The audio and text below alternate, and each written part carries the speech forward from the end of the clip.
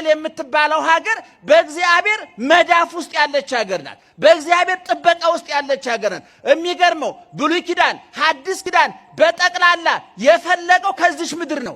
ነቢያት በጠቅላላ እስራኤላውያን ናቸው። ሐዋርያት በጠቅላላ እስራኤላውያን ናቸው። ድንግል ማርያም ከነ ልጇ እስራኤላዊት ናት። ይሄ ልዩ ጥበቃ የሚደረግለት ልዩ እንክብካቤ የሚደረግለት በጠባብ መሬት ሰፊ ልቡና የተሰጠው በቁጥር ትንሽ በግን በዓላማ ብዙ የሆነ ዛሬ እስራኤል የዓለምን ውሃ ልክ አስከብሮ የሚኖረው ጠንካራ ሰራተኛ ተመራማሪ የእውቀት ምንጭ የሆነው ሕዝብ በእግዚአብሔር ጥበቃ የተደረገለት ሕዝብ ነው። ይሄን ማመን ያስፈልጋል። እንዲያውም መጽሐፍ ቅዱስ ዓለምን እስራኤልና ዓለም ተብሎ ሁለት ቦታ ነው የሚከፈለው። የሚገርማችሁ ነገር ሁለት ቦታ ነው። ዓለምና እስራኤል ሕዝብና አሕዛብ ማለት እኮ 10 ሚሊዮን የማይመሉ እስራኤላውያንና 7 ቢሊዮን የዓለም ሕዝብ ቁጥሩ እኩል ነው ይላል መጽሐፉ።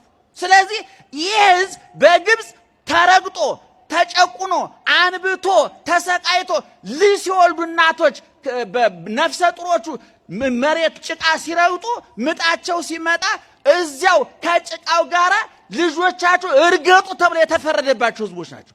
ይሄን ህዝብ ለማውጣት ነው ሙሴ የተላከው። ሙሴ ሲላክ በጉልበቱ በቁመቱ በጡንቻው በደረሱ ስፋት በጡንቻው ጥንካሬ የተመረጠ አይደለም።